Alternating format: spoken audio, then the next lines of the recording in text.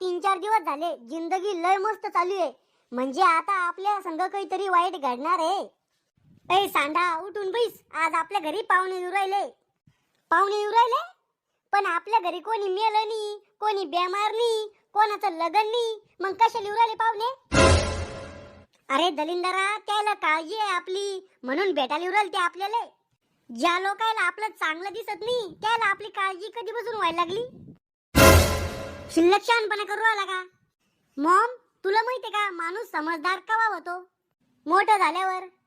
नाही, जेव्हा माणसाला समजतं आपल्या बापाकडचेच पाहुणे हरामखोर नाहीये, मायकडचे पाहुणे बी लय भडवे, तेव्हा माणूस समजदार होतो.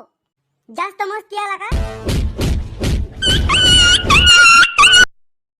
तोंड आहे ना सांभाळून वापरा जाय, नाही तर रक्त येणे एखाद्या दिवशी तोंडातून. खरं बोललं की सख्या मायला बी राग येतो. रावल्या, पाहुण्या पुढे असा चबरेपणा नाही करायचा, नाही तर उलट लटकून मारीन. आम्ही आलो. अरे मावसा मावशी, बिना बोलवल्याचीच टपकले तुम्ही. आणि तुमचं गाबरू म्हणजे पोरग बी आणलं संग. अरे राहुलू, केवढा झाला तू? केवढा म्हणजे म्हातारा थोडी झालो. अरे लहानपणी एवढूसाक होता तू. एवढूसाक म्हणजे उंदराच्या पिल्ला एवढा होतो का?